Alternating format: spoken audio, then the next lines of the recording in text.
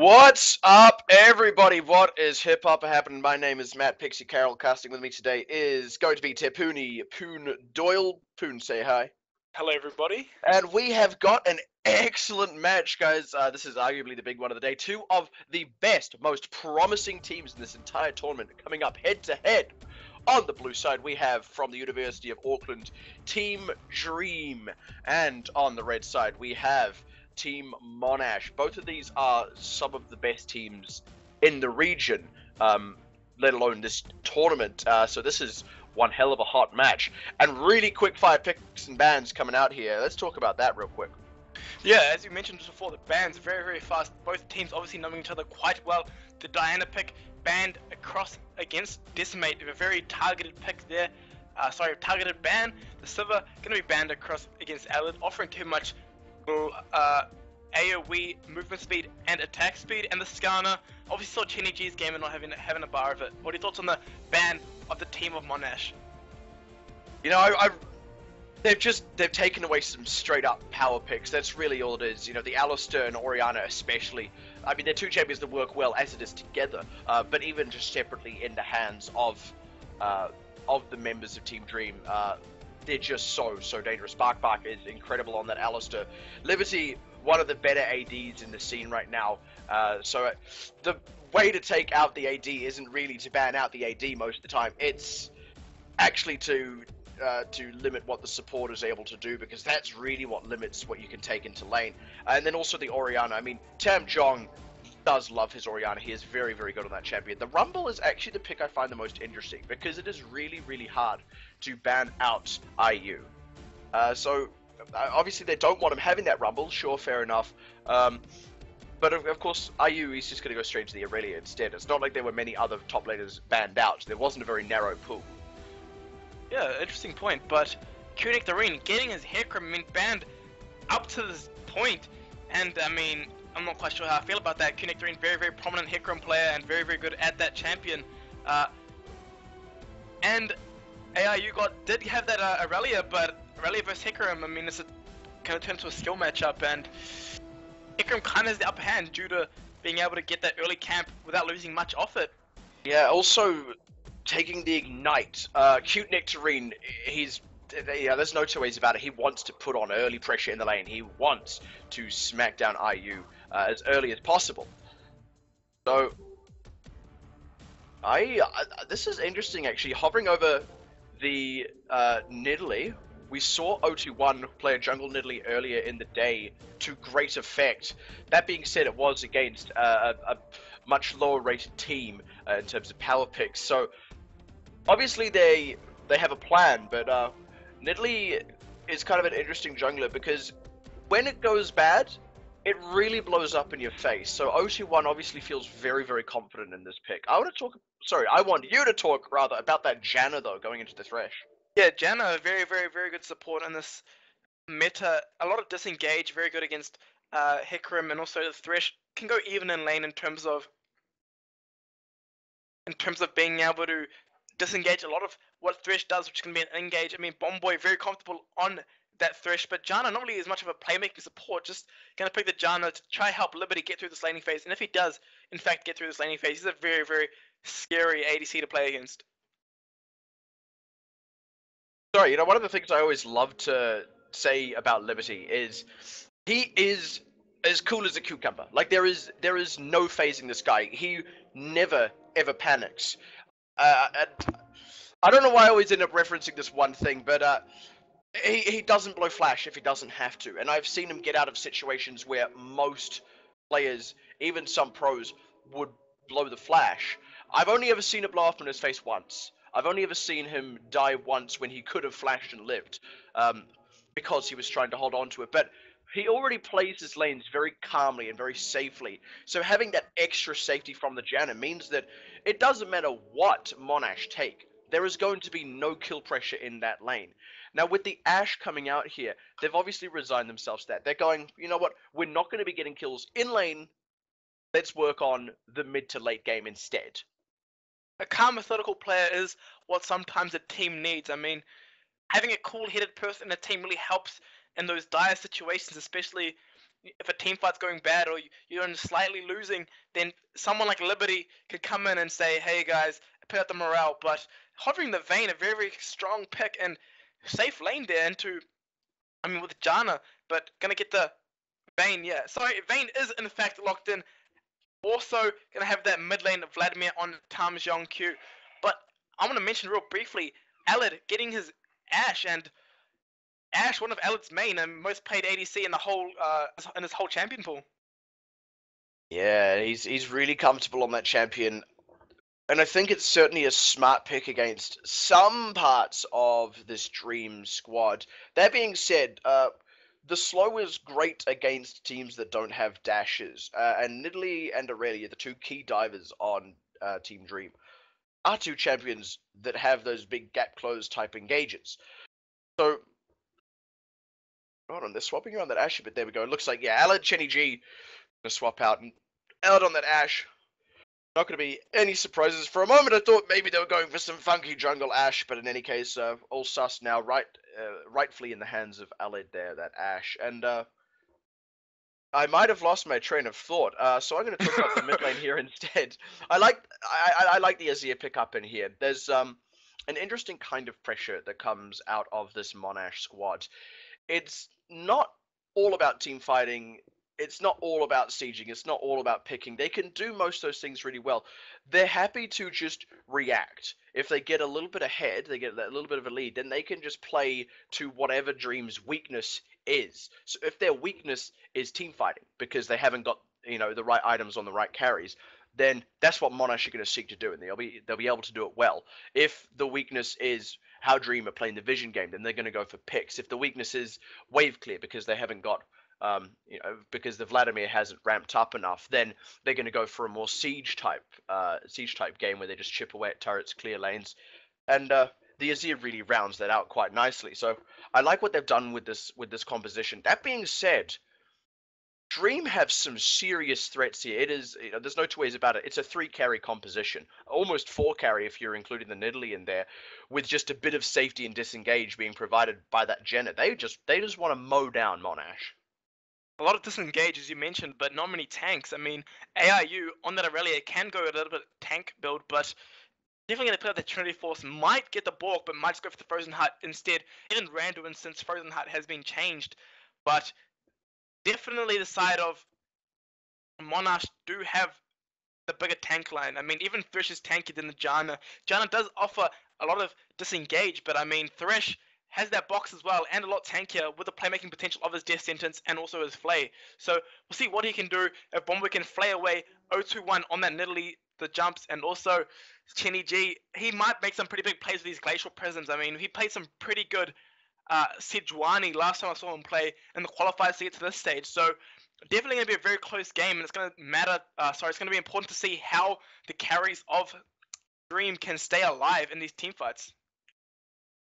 Yeah, he's a fantastic jungler, Chenny G. Knows really how to play the map and move around the map. Thing is, 021 is the same.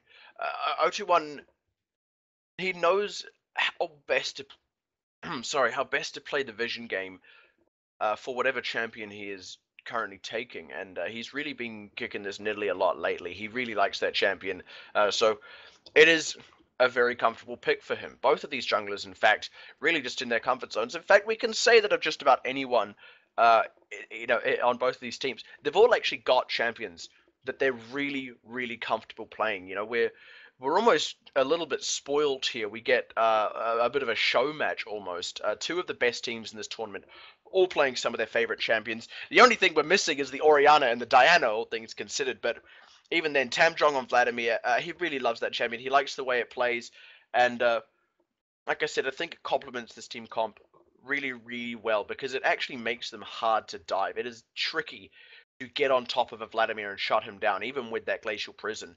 Even if you got Hecarim charging on top of him, the Vladimir can just keep life-stealing and life-stealing and life-stealing. He is one slippery vampire.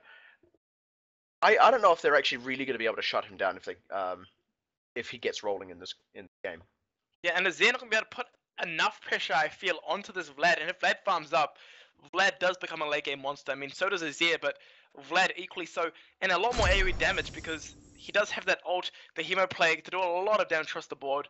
And Alad on the Ashe, not as mobile as Liberty on that Vayne, so see what Alad can do and how he can manipulate the map, make picks with his enchanted arrow, but Tam Zhong on the Vladimir going to be able to pull that away. So a lot of the CC that potentially can go on to Tam Zhong or Liberty can quite easily dodge away with just a QSS, a Mikhail's, or the Vladimir pull. Yeah, it's a really great point as we get into the Rift. And the question, as always, at this point of the game is, how do we think this early game is going to look? I don't expect we're going to be seeing many invades. Teams tend to not want to invade in the best of one games like this. But I actually think if Dream wanted to invade, they could very much get away with it. It could be really devastating. But they have to play around things like the Thresh, so they're going to have to scout out really well if they want to go for something like that. If they walk into a bush where Thresh is waiting with his team, it'll be very, very hard for them to try further push in an invade, because Thresh with a flay or even a death sentence can destroy invades. And although Team of Dream do have a strong invade team, the team of Monash probably has a stronger one, so they may play this this early game very, very passively. We'll see if 021 does start on the red to try and invade Chinny G onto his buff, but it's interesting to see because 021 obviously jungling against a much more high elo and more veteran jungler than he did last game, so Chinny G is probably very used to this kind of playstyle by Nidalee, so we'll see how he counteracts it, and then may very well just swap buffs. That he very may well do. Right now, both these teams really just playing a patient early game, and we're not going to see anything too funky like a lane swap by the looks of things, which is interesting. That's what I was talking about early on. There isn't a particular pressure coming out of either of these bottom lane duos, which means there's really no call for a lane swap. I mean, the top lane they're just happy to leave is a skill matchup. The bottom lane, like I said, really Liberty and Bark are just going to be playing safe. So Alad and Bomboy, they're just going to do the same. That's what their duo is built for. One thing that's looking quite interesting here, and I really do like this move, as much as it probably won't turn into a kill. Alad and Bomboy starting with the Grom, while Liberty and Bark are only helping the jungler pick up the red buff. And they both make it to lane, and they only missed one CS, which is so good for them because they get the level advantage, or not the level advantage, but the XP advantage. And Ashe is level 2 with Thresh. If a hook were to land, it would do so much damage across to the bot lane of Dream. So they'll be very cautious of that, and they are rightly so being respectful in terms of sitting backwards in that lane. But Kenny G is going to pick up his red buff there, slightly low because Sejuani, one of those junglers that get really low on their clears if they don't have any help. And since Q-Nectarine did start a buff and went that cloth arm, actually really going on to Decimate by 021, and they make a kill here. Actually might be able to burn the flag. It's the early red buff, and that's the power of it, the Ignite and the red buff together. I will Decimate though, he's got a bit of health pots ticking, not quite enough damage. He was about one tick away there actually, but that's exactly what 021 loves doing on this Nidalee. He always goes for that, almost always goes for that red start so that he can just pump out the early aggression. Chenny G was sort of there to react, and that really shows the caliber of these junglers. Chenny G knows that is exactly what 021 likes doing. The key difference here though, what we're seeing, look at the health differences on the junglers. 021, he's a little bit low on mana, but he's picking up that blue buff. He's going to be able to go to another lane and gank. Chenny G, he's not. He's not going to be able to react to 021's next move, and this is a chance for 021 to really pounce. Yeah, Sejuani, one of those junglers that have really a lot of issue in their first clear in terms of sustain, and as we see now though, 021 putting a lot of pressure mid lane, gives bot lane free roam, but 021 he's going top. The spear misses, but Q-Nectarine, he's having to run pretty fast. 021 probably not going to be able to chase it out any further under the turret. Unfortunate in missing the spear there, but in any case, a lot of pressure on Q-Nectarine, who is probably the only kill lane in this game right now. If 021 can keep IU safe until around about that level 6, hopefully level 7 to 9 actually, then Q-Nectarine is going to lose a lot of his early pressure on Skirmish now in the bottom lane.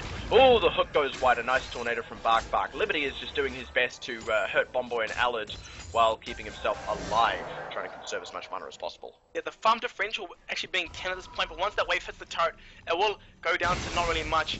And as you mentioned before, they're playing the lane perfectly. Liberty and Bark not overextending, but trying to get some damage down where they can safely. And 021 obviously putting a lot more pressure towards the top and the mid lane because mid and top are both snowbally champs. And Liberty on that Vayne can't really kill Alad and Bomboy, so he's opted to let that lane kind of farm and probably actually take that back. 021 looking towards the bot lane, there's no ward here, so Bomboy playing very smartly, sitting back with in case the Lancing comes through. Oh, that was a really nice bird going out from Ash there, but in the wrong direction. So they still hadn't spotted 021, and 021 opted to leave the lane. That was, you know, it almost doesn't get any better than that. That being said, I think they're very wary of what can happen here. Thresh doesn't have the exhaust for Liberty, but he does have the ignite. And Ash taking the kill, it's actually a really tricky lane to kill. And 021 of course doesn't have the red buff anymore. Blackback getting a little bit caught there. And 021 may want to move down there again to alleviate some of the pressure. Looks like he's headed towards the top lane again. Like I said, maybe wanting to keep IU about as healthy as he can until a bit later on. But looking at the difference between the junglers now, 021, he got some good early pressure down. Hold on, this could be a fight here. IU goes aggressive. Cute Nectarine runs right towards 021. He's running fast. Can he get out? There is no red buff. The flash forward. First blood going over to 021. So confident. And I was actually going to mention real briefly before that gank did come across that 021, applying as much pressure as he has, he fell behind in XP, but since he did get that kill, it really leveled him back, but because Jenny G was farming away, but 021 doing a very, very good job to getting the first blood flashing across. The next might go down Liberty. Speaking of Jenny G, what a flash by Liberty. Again, cool, calm and collected. One of the few times I've ever seen him blow a flash for a gank. And really, really well played by him, just staying as safe as a Vayne can be. They're going to want to get some more vision down in that bottom side, though, as they stay stuck under that turret. Funny thing is, I was about to make exactly the same point, that Chenny G was moving towards that level 6, which is a huge spike for the team. Hold on, Barkback gets caught up, the Ignite goes down, he flashes away, but Bomboy's looking for it. Liberty, though, he's going to turn around on Alad, the heal goes down, IU teleports in, and he is there first. Alad takes the Thresh Express to safety. Chenny G popping off to the side. That was a cancelled teleport by Cute Nectarine, and now 021 is in this bottom side as well. They might want to turn this into a turret, or maybe even a dragon. Yeah, very, very strong play then. Cute Nectarine realizing that Alad was safe, and that he's just going to push the top lane turret, try to get some farm under his belt, and get that turret, because they know that they can't contest this dragon with a low health ADC. But very well played there by Bomboy and his partner. I mean, lancing him out from danger to safety, and they might trade this for a top lane turret, but nonetheless, very, very well played there by both teams. I don't know if Cute Nectarine has the damage, actually. I like the trade, though, if it doesn't end up being a trade. The dragon for the turret. Cute Nectarine going to clear up that menu wave, try and get as much pressure on the turret as possible. I don't actually think he's going to be able to get it, though. IU definitely making the superior move there, as much as Cute Nectarine did get a moment of free farm. Because, look, the CS is actually still really even between those top lanes. Yeah, as you mentioned, although the TP did go through, the TP will be on a shorter cooldown for Cute Nectarine. Oh, 021! Ooh. Bomboy threw down the ward, nearly caught 021 in the act. Very, very closely there, but will not translate that into a kill. And the ultimate being low on the farm, obviously that pressure mid lane by 021 applied a lot of pressure and gave him some breathing room for Tam Jong to hit that almost ravenous, revolver spike. That is good for Vladimir, so he can start spamming abilities like no other. But yeah, Barkbug left in lane by himself right now, and Liberty on his way to lane. Yeah, Liberty maybe back to a bit of an unfortunate time there, but he is going to be in lane now. Liberty is actually starting to fall behind in CS, though. That is one thing that does have to be mentioned. You know, as much as he's wanting to play a safe, more farm-oriented lane, if he's not able to farm as well as Alad, that's going to start to hurt them. Vayne is very much a late-game champion, and really the late game isn't a real time or anything. It's a certain item threshold, and the sooner Vayne can get to that, the better the game goes for her. So Liberty falling behind in CS means that late game is just a little bit later, and when you've got a really strong mid-game comp like Monash do, that's quite scary for the Vayne. The Vayne really wants to be ramping up a bit faster than this. 021 maybe looking towards the jungle of Chenny G, or maybe even looking for another gank towards the top lane, try to get Cute Nectarine dead, and not to this late game Hecarim that you do try to be cautious of. But Chenny G obviously has a side somewhere else, looking towards the bot lane, might get a gank there, so we'll see what he can do now to try and capitalize on 021 being on the top lane. 021 knows this though. He's gone, look, I've been all around the top side of the jungle. Chenny G isn't there. Play safe bottom lane, and that's exactly what they're doing. Liberty and Barkbark are just hugging the turret. They're not going to give any room for a gank. Chenny also now going on top of a ward. I mean, they might want the dive, and they can possibly take all the level 6s. There goes the Active Assault. The Chris Lara connects, though. Liberty goes into the final hour, but it's a bit too late. Ale down at the turret, though. Flashes away, and it goes down anyway. Bark picking up that one. Now Chenny G staying under the turret against Bark. Meanwhile, at the top lane, are you in Cute Nectarine? Juking down Cute Nectarine. He's stopped the damage. There goes the onslaught of shadows, and that is Hecarim picking up a solo kill.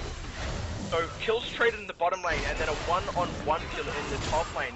What's the answer? Is it going to be this mid lane turret? Yeah, most definitely. I mean, the team is looking towards the mid lane, but Bomboy is there to counter it. So, actually, the very good play across into Tam Jong forced to use the pull, and the mid lane turret is going to live for another day. But I can't help but feel that in the top lane, when you 1v1, when you're top lane, the 1v1's the enemy top lane like that, it's a very, very big morale boost in terms of the side of Monash A. They're probably feeling very good right now. Hecarim is stronger than the Aurelia at this point in the game, and obviously 021's gank did not go across successfully, looked towards the mid lane, and didn't get a kill there either. So overall, although Ella did end up going down there, they've even the gold up to only 200 gold difference, sorry. There was such an unfortunate situation as well in the bottom lane, because Liberty knew exactly what was coming. You know, it had been so incredibly telegraphed just by OG1's great positioning in the top side of the jungle. They knew what was happening. They played it flawlessly. The Arctic Assault came down, and they anticipated it. They made the spaces. They couldn't be straight up caught by the ultimate from Sejuani. So the Ash Arrow was what tripped them up. I mean, again, they knew it was coming, and it was just unfortunate that they got caught by it. So really, that was almost a kill that should never have been happened, and it's one of those moments where actually it was just the raw skill of the two ADs stacked up one against the other, and Alid was the one who came out on top. Yeah, Alid actually having a 30 gold, actually trying to make a pick with that arrow. Very good side. Speaking of arrow, Bark gets out of there. What a nice tornado, and Vayne off to the side just saying, I'm here, don't try anything too fancy. Really, really nice by Bark. Again, keeping his cool is something so characteristic of this Dream bottom lane. Yeah, just beautifully sidestepped, and obviously Liberty did ping out that enchanted arrow because Bark sidestepped within a moment's notice. Very, very well played there, high mechanical play and very good map awareness. OU1 actually looking towards the jungle of Chenny G, gonna clear out that pink ward, try re-establish vision, and OU1 has been almost the craze this early in the game, and doing so much work across the map and helping his team immensely. This bottom lane is just such a hot area of the map right now. Both junglers giving it a lot of attention. I can't help but feel that right now, oh, hold on, OC1 and Chenny G gonna brawl it out. Actually, there's Tam Jong on the side, ready to come in for the fight. As Liberty turns on the pressure, the Thresh Express is there. Tornado doesn't quite catch him, but now OC1 chasing Chenny G down to this bottom lane. It could be a 3v3 brawl. Tam Jong is closer if they want to have some kind of response from the mid laners, but maybe he's gonna get turned around upon. The pool is there, but there's nowhere for him to go. Flash away, but Cute Nectarine teleported from the side. Here comes IU right to the thick of it. Jumps on top of Alid, and he finds him. I Will Decimate is now caught up. OG1 picks that one up. Liberty with the pressure, and now Team Dream, they're putting their foot on the gas. Alid is down. Decimate is down. Chenny G, he's too low, has to leave the fight. Now it's just Bomboy and Cute Nectarine running as quickly as they can. It looks like Dream want to turn this into some more pressure in the mid lane. Oh, yeah, Chenny G actually had put a spear and might die on the back end, but does not. Just dashes away, but Dream looking what looked like almost a bad fight at the start, just turning it on its head and killing our Decimate, then snowballing through, nearly picking up Bomboy on that Thresh, but very well played. Gets the mid lane turret on the back end of that, and beautifully played by the side of Dream. And really what that came down to, oh, this is going to be a second dragon as well. Perfect timing. They need to get it fast though. There goes the Hawk shot from Ash. They know this is happening, but it's only Cute Nectarine and Bomboy first. They need to get this and get out. Bark is there. He does not have the Monsoon right now. It's only Cute Nectarine who gets there. Oh, he wants to go for it! The Ash Arrow finds IU. Liberty caught up on the front side. Bark and IU need to run away. Nice stun there. And Cute Nectarine, he might go a bit too aggressive. OG1 is there. IU able to get out, but no, the Azir chases out. Flash out from IU. He's under the turret, but there's a lot of members of Monash. I Will Decimate finds him again. IU, he just has to walk past the soldier. A nice tornado though, and a really, really tough chase for Monash. They only found the one. They only found Liberty, and that is a second dragon now for Dream. IU using that Transcendence Blade just for the raw lifesteal to live up there, and also a very good sidestep of that Q by the Azir. But the thing that I have to keep coming back to is, will Dream have enough tanks in the late game to the mid game fights where obviously Monash excels? I mean, they have the Sejuani, they have the Q Nectarine on the Hecarim who's doing so much work, and also Bomboy on the Thresh. Yeah, they really need to start getting the aggression now. I mean, these teams are running about even. That being said, IU is right in the middle of a power spike. They need to make the most of that. And use that to keep the pressure on Monash, get some kills, get a bit of a lead, so that they have the late game safety of Liberty and Tam Jong. That's really what they need to be going for here, because if they let Monash get a little bit of a lead, or even just a couple of good team fights, they're never going to get themselves back in front of the 8-ball there. Every single fight is going to be Chenny G ults, Cute Nectarine ults, Dream dies. Yeah, one squishy that they do choose to ult is just going to CC chained, you know, into hell, because they have the Enchanted Arrow, they have the Glacial Prism, the Glacial Plume, oh no, Glacial Prism, sorry. Glacial Prism. Yeah, sorry, I got it right the first time. Yeah, they have so much damage to pile on after the CC does connect, so it's extremely important that the support Bark does pick up Crucible and potentially the ADC gets the QSS, because it's going to be extremely hard for them to try dodge out the CC. But very good rotational play here by Alid and his team with his friend Q Nectarine playing the buddy system and getting the turrets across the map. But they may trade this for a mid lane and a bot lane turret. Alan's making really good use actually of what his Ash kit provides. Oh, nice pull there from Tam Jong. Is going to keep him safe, but this is a lot of pressure on the mid lane, and Dream aren't really rotating to deal with this. 0-1 is there, but it's so risky for them to go in 1-by-1 like this, and they're too busy trying to mop up the top and bottom, but now it looks like they might have it. Looks like they're getting ready. This mid turret, and there's only nearly 3 members there. Bark is on the Janna, but there's not much to save the turret. I mean, she can shield it one like here and there, but this is a 5. Oh, they want to go in, but that monsoon was so premature. And now Tam Jong under the turret does get away. They do save the turret, but they lost Bark for it. The first moments with that monsoon was great. It saved the turret, but he went for the full channel, and that's what punished them. But speaking of punish, 0-1, he wants to find someone. Bomb boy, what a flame mid leap from 0-1. Now they got the catch, but here's IU on the side. 0-1 is still in the fight, and now IU getting turned around upon. There isn't the rest of the team there. Dream, they can't fight this. Liberty is too late to the party. They wanted to pick off a bunch of low members of Monash, and they just got so punished. They're not playing gold players anymore. These are the real deal, and now Liberty wants to find Decimate. He's got the damage, finds him. Now it's Chenny G. Maybe they will mop up. After all, Liberty finds it, and now can he pressure the mid lane turret? It's only Cute Nectarine there ready to respond, and Bark comes to help Liberty. Liberty just weaving her way through that team, through that team fight on the Vayne, and picking up 2 kills for what seemed like a pretty dire situation. And I kind of emphasize how good Bombboy's play there on the Nidalee was, because he flashed and stopped the pounds, which would potentially killed Alid, even though he burnt the flash as well. I mean, beautifully played there by support and really knowing the limits of the champion, using the flame really efficiently and effectively. So very well played. But 2 kills onto a Vayne, and especially Liberty, very potent Vayne player. It's going to be very hard for the team of Monash to kind of claw back. I feel like Dream are the team with the pressure right now. They've got the vision. Look at all the wards across the map. They've got the mid lane turrets both down. It is only the inhibitor turret still standing. And then they've got the outer turret in the bottom lane, and now they're working on the top lane. They're going to have this one in a minute too. They've got 2 dragons up. The kills are dead even, but the turrets are clearly ahead. And like you just said, Liberty, he's starting to get some kills going. Aled has been playing excellently, really using Vayne's utility. Sorry, Ash's utility. But utility doesn't mean much when you're up against the sheer damage of a Vayne. And now they're getting onto this next turret, and actually Liberty might have stuck around for a bit too long. No, he's going to be fine. Backs out. 0-1 is the solo person trying to defend this mid lane turret. Look at the damage from Decimate. Yeah, I mean, Decimate quite behind of Caesar, but it's Caesar nonetheless doing so much damage in the first mid lane turret. But I was kind of curious to see that Aled didn't pull the trigger in terms of using that enchanted crystal arrow to kind of maybe get Liberty on that, but opted to just wait clear instead, rotate. But his whole team was there for the follow-up in case he did do that, which he did opt against, which is kind of interesting. But nonetheless, very good rotational play, and they did end up getting that mid lane turret.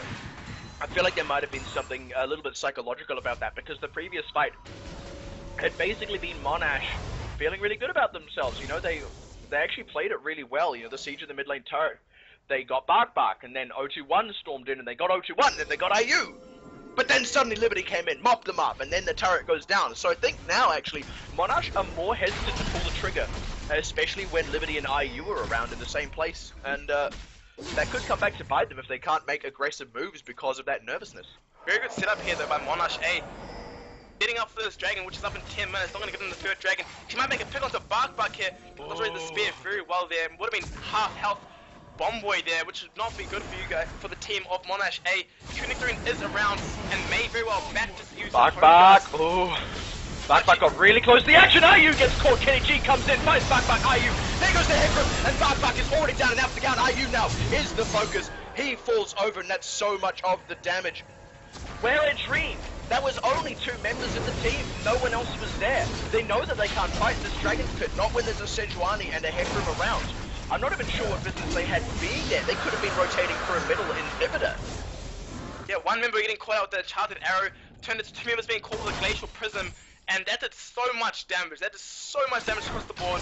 The 2, not the carries, but 1 disengager of the team and the top laner both being dead, and if they have no tank for line, they can't fight anymore, so Liberty may have overstayed a stay bot and not joined his team mid, or maybe his team didn't rotate fast enough and go for something like a mid lane turret, because Tam Zhong had the right idea in terms of pushing the mid lane and looking towards that turret and just conceding the dragon, because these mid lane fights are advantageous to the side of Monash. See, Liberty right now, he's trying his absolute hardest to catch himself back up in CS. I mean, it might happen, but right now that's actually happening to the detriment of his team's positioning and pressure on the map. They've got the map pretty wide open, and they had such good vision control. I mean, look at the dragon area now. You know, a moment ago it was all red wards, and now Dream have control of it. Maybe a little bit too late, but in any case, shows that they know how to play the vision game. But Liberty, he's not there with his team to apply the pressure. He has his reasons, because he does still need to get as much farm as possible, and he is pressuring the bottom turret as he's doing so. But if his team can't bring pressure to these fights, then these picks are going to keep happening, and Monash are going to eke out a lead. Yeah, interesting point you mentioned. Liberty does rightly so have to farm up to get this 2-3 item bank, which is very scary, but that means his team needs to give him his space and respect the fact that he's not there, because that lack of respect did translate into 2 kills for Monash there, so it's really important if they do send the Vayne bot, they rally at the top, or even the Vladimir mid, that they don't commit to these objectives, because if they do, they slightly overstep or overextend. This Enchanted Arrow, which is a global, can be piled on more CC, you know, Glacial Prism, and also this Onslaught of Shadows by the Hecarim. Yeah, the pick potential from Monash. We were talking about their flexibility earlier, you know, the fact that they could just play to whatever Dream's weakness was, and right now Dream's weakness is a lack of 5-man presence, so Monash are playing a pick comp. You know, they're playing it like a pick comp. It's, oh, the arrow finds 021. That did not look like it should have hit 021, though. He goes down and out for the count because of that nice threshold to follow up. That was a bit of a dodgy hitbox, I'll be honest. He looked well clear of that. But in any case, this is wall and it still hit, so this looks like it's going to turn into a Baron, though. Not much he could have done, so kind of sidestepped there. He was inside the wall, and he still couldn't dodge it, but oh well. Then it translates to the Baron. They might get a miracle kill, but their jungler is not here. Whoa! IU goes in first, gets caught up for bottom monsoon! IU getting turned around upon his heels and found a kill, and it's only back over Liberty on the side. He wants it, finds Bomboy, he is hungry. They want Chinny G, they find Chinny G, Tam Jong still alive, and now it's I Will Decimate, the only one alive! This could be the turnaround! What a fight from Dream! Liberty and Tam Jong just swept it up, the janitors of Dream. Yeah, I mean, I've seen too many games like this where they throw a Baron, and that's just another example of that, because they burn everything. They got a one-man ult on IU, and that's only the target going to be hitting. I mean, Liberty and Tam Jong get free reign in the back line, and it is so much damage, not even picking up this inhibitor turret here, which would open up the map extremely. Oh, but Q-Nectarine's ready for it, so is Bomboy. They have to respect this, but they get the turret anyway, and now Bomboy and Q-Nectarine don't have a leg to stand on. They're going to try and chase it down, though. Q-Nectarine, he's got the speed, he's got the pressure, but Tam Jong and Liberty, they have disengage and a lot of damage. Q-Nectarine, he can't go too far in this because his team won't be able to follow. He looks for Tam Jong, takes a chunk to the face, doesn't want any more of it. He was at full health when he left the base. Look at him now. Yeah, Q-Nectarine doing a best job at trying to delay them from doing whatever they do want to do, but I kind of feel that the late game does go over to the side of Monash A. I mean, there's not many situations where Liberty and his team do have advantages. I mean, they could out-split push potentially, and if they can get onto this Ashe, who's very immobile, as you mentioned before, and really used for utility, not damage, if they can get onto her at the start of the fight, or even I Will Decimate on this Hecarim, then, not Hecarim, sorry, on the Azir, they can do a lot of things after that, but it's very important they have to crack the defense so that they can start committing to these fights. the thing that Dream have really been struggling with this game is IU isn't as dangerous as he normally is on that Aurelia. He hasn't been able to dive in and always get a kill. You know, he's actually most of the time gone in, got a lot of damage down, not quite cleaned up the kill, and then died. And then the rest of Dream have been able to clean up the fight. But if IU can get himself into a position where he is the one getting on top of the Ashe and blowing her up, or even on top of the Azir, then these fights could very suddenly go very differently, because the moment you take out one member of this Monash squad, they end up really, really hamstrung, especially against what is that triple threat damage from the side of Dream. You know, we've already seen just the sheer work Liberty and Tamjong can do. And when you combine that with the damage of 021 and IU, it makes it really, really difficult to fight when your member's behind. They aren't able to have as good a wombo combo. Yeah, and I would estimate, not behind, but by no means ahead at this point. I mean, he has a 2-item spike in terms of the Rylai's coupled with that Nash's Tooth, which is a very utility-based build. Does a lot of damage nonetheless, but still more for the AoE slow than it is for the damage. And both teams looking towards this dragon that's going to be spawning in 10 seconds. Actually, might get a hook on Bark, but Bark does dodge it away very, very nicely. And if I was Q3, I'd be in the base right now and look for a teleport flank with his home guard, because home guard and Hecarim with teleport is ridiculous. But he's not there. He's actually coming back towards this fight right now. Tamjong taking a little bit of damage for his trouble there. But this is Dream ready to fight. They don't have the vision. It's dangerous for them to go wading into this pit, but they are ready to fight. And look at that Azir, actually. That was 2 soldiers there onto IU, and he was pretty alright. Oh, Liberty! No! Walks in alone! The cleanser's there, but the hook forward up. Now I will decimate! Piles in! Liberty goes down, Allen over the wall, is able to get out, and now that the Hecarim's to come back over, Bark falls. Tamjong is low, he's not getting out of there. IU and 021 are trying to mop it up, but they just don't have the damage. IU forced to flash over the wall. 021, he turns around! Is he gonna fight Bomboy? But cute Nectarini's got so much damage. IU is back in the fight, but he's too late. 021 is already down. Bomboy, nice backwards play. And they don't get the cleanup this time. That's the key difference. I'm just astounded to see these team fights. I mean, Liberty does die in the start of the fight, but just the raw strength of Dream in their team fighting. I mean, IU finally, you know, coming to that Aurelia that we're known for seeing him play and cleaning up, doing so much damage at the back of that fight, and Tamjong on that Vladimir doing so much damage. 021 doing his job, picking off people, and Alid had no peel. I mean, all the frontline was trying to kill Liberty. Liberty did a very good job buying time for this team, and what seemed like a good fight for Monash A just turned into Liberty being pretty much bait. Yeah, the only thing is you can't help but think, how differently would that fight have gone if Liberty hadn't died? Or, in fact, if it had been what's happened in previous fights where IU has essentially been the bait, the one that dives in and absorbs all that crowd control. Because when IU's done it, he's still got damage down, and that's why Liberty has been able to mop up so effectively. Yeah, Liberty. Pause now. Yeah, kind of interesting though to see Liberty having a positional error. Since what I see usually is, I mean, a perfect positional player that plays very safely, and although playing some short range, which is like something like Vayne, that it can be used, can have issues with position. Actually, Q3 looking for an engage, but they might have to give up this dragon. 021 might go in, but it'll be interesting to see what happens. No, I tried to throw the spear to snipe it out. Evening up the dragons now, Team Monash. That's a little bit unfortunate because Dream, they very much want to have that dragon lead. And they don't have IU here. They can't afford to fight. Tamjong gets caught. He needs to Sanguine Pool to get out of this. No, he's not. He's going in. He wants to fight it. Liberty is dead. They're already melting Chinny G. Here's the teleport from IU. Now there's the hook onto him, but he's already starting to mop up. He finds one. He finds two. Now it's Bombo and Allen. Allen, he's so immobile on that Ashes. Liberty smacks him in the face. Now I will decimate. The only one standing. Actually, that's alive. Bombo is still alive, but he is so low and miles away. And that's 2 double kills for 2 members of Dream. That is the fight they won. That time, it was Tamjong who took the bait. He's the one who can pull. He's the one who can get away. And now, Dream turn their attention to Baron. Yeah, look, towards this Baron. Very, very safe for him because all the players on the side of Monash are either dead or Bomboy. And Bomboy's way too low to contest. Either dead or Bomboy. He'll go for the Wonder Hook, but he'll just be poked out from Bark. And very safe Baron takedown, and a very good swing in terms of both damage stats and being able to push into these turrets, because they really had to get something like a Baron to force these lanes in. This is so incredible to see because we've been touting this as the big one. You know, two of the best teams in the competition coming head to head. And now it's Dream starting to eke out the lead. That's really, really huge. So we see Chinny G just taking the Wolf camp here, trying to get some farm under his belt because apart from these team fights, he has not really any main stuff farm out here.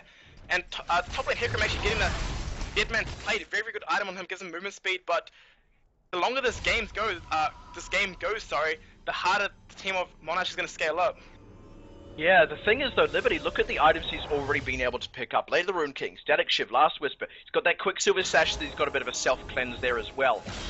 Chinny G isn't tanky enough. Neither is Cute Nectarine. They've got some good tanking items, but they're not tanky enough to stand up to Liberty. And now Liberty, you can imagine, will start to look for that attack speed. Tamjong, was this a bait or a misplay? He just goes straight down and the rest of Dream weren't there. Nice pick for Monash, but can they leverage it into something else? This is still a barrened up Dream.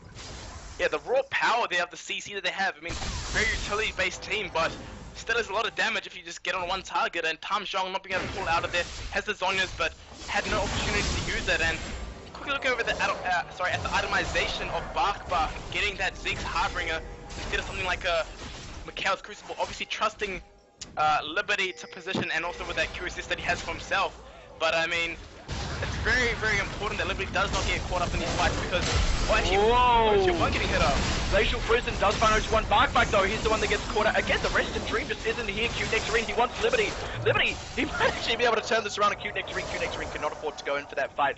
While this has been going on, IU is just quietly pressuring the top lane. In fact, he might even get that turret. This is now Monash trying to rotate and respond to it, but it's too little too late.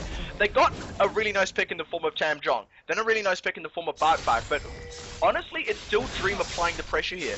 They can't pick the crucial ones. They can't pick Liberty. They can't pick O21. They can't pick IU. And every single time they do pick someone, it is those three players who are punishing them for it. I mean, Liberty's... you might actually take it down here. That would take it very low. No, but it's Liberty here with the response, and O21 is ready on the side. Like I said, they just can't pick those crucial champions. Now O21 clears out the pink ward. They're going to start putting some pressure in this mid lane now as Bark is back alive. I was going to say, the early sacrifices that they made to get Liberty some farm has obviously paid off. I mean, he's higher level than Cute Nectarine right now, being the highest level on his team, coupled with Tamjong. I mean, 16 apart, and none of the members of the side of Monash A are either level 16, so obviously very, very good there by Liberty, farming up and obviously not losing too much over that farm differential that he had before. I mean, still down 30 farm or so, but obviously up in the kills. Yeah, there's no two ways about it. Dream know how to play League of Legends. And in this game, Liberty especially so. You know, like I've said time and time again, he's a top tier AD carry, and it's just really shone through. He even struggled a little bit late. Bark, this time he's the bait, and it's the arrow and the Shurima shuffle that he draws out, but Tamjong isn't ready for the fight. Cute Nectarine goes deep, could get punished. Liberty on the side takes a chunk of damage from the Azir soldiers, but now they might be ready to try and go for the turnaround. Cute Nectarine, he can't afford to go charging in right now. He's just too low, doesn't have the ultimate, and now here come the spears chipping from the side, and before long, Monash, they get, oh, 0-1. Zonya's on the side, that must be a misclick. They find Alan, IU gets caught though, and oh, Liberty and Tamjong, the QSS is there though, Liberty can't even stay alive. Tamjong with the Zonyas, he gets caught up, but he's still so healthy. Liberty finds Alan, the duel, no, Liberty goes down, Alan falls down after the fact. Tamjong finding the triple kill, but 0-1 and Tamjong are still alive. That is big damage threats, and Cute Nectarine is too low to fight. He has to run, and he might not be fast enough. Liberty doing such a good job at the start of that fight towards the end. I mean, kited so much damage and was amongst 4 people and lived the better part of that fight. 1v1 the Alad on the back end, and shows how much the goal differential was hurting Alad. I mean, Alad had a very strong laning phase as you'd expect from an Ashe, but 2-6-18, more of a support Ashe at this point. I mean, adding damage where he can, but down, almost an item and a half at this point. Also, the QSS on the Ashe is really telling. I mean, yes, Ashe is so immobile, rather. But there isn't actually a lot of crowd control on Team Dream here. That QSS, all it's going to do is alleviate maybe a Condemn or an Aurelia stun, and odds are it's unlikely Aurelia will actually get a stun on Aled. So I can't help but feel like that could be it could be another item, it could be another piece of damage, it could be something a lot more crucial to this Ashe. Well, I mean, I guess you could make the argument that also the QSS can give her some MR against what is a really Oh, hold on a second. Dream look like they want to go in. IU, he's there on the front side. This Dragon's already low. They need to go in now. They don't get it. The smite away. Back with a nice tornado. IU goes deep. Chili G, he finds two.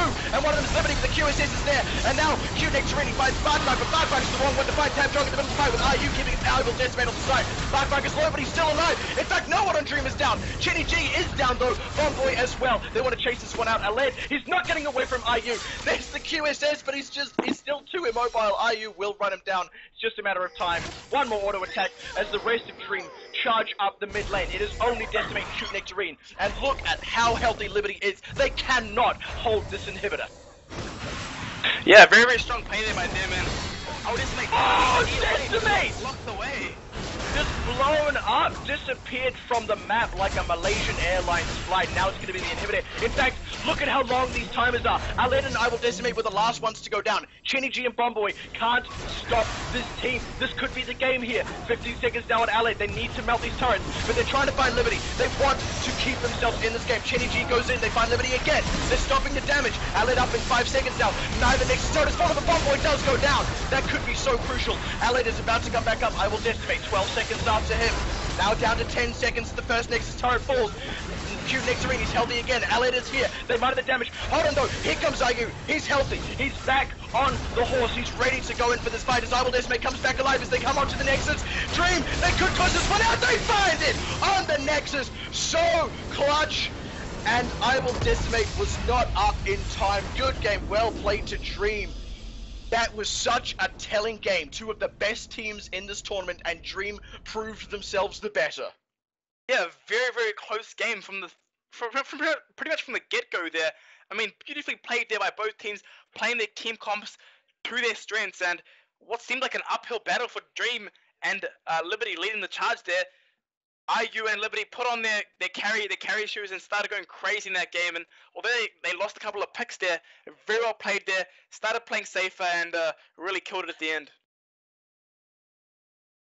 That really was such an excellent game, and you're dead right. Actually, those teams were so close until really just right at the last minute.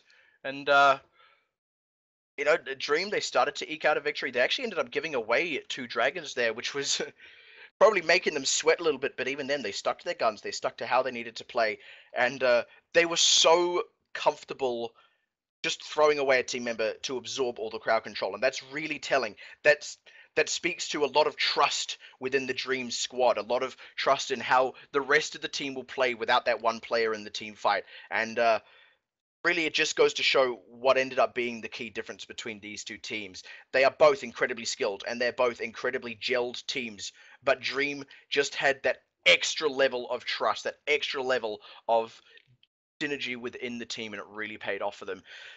That being said, there's a lot more I could say about this game, but that being said, Monash did still play an excellent game, and they will most likely still be carrying on through this tournament. We will be back tomorrow, guys, with the semi-finals, and I am very keen to see who is going to be playing on those. But until then, thank you very much for tuning in. I have been Matt, Pixie, Carol, and casting with me has been Tepuni Poon Doyle. Thank you very much, guys. We'll see you later.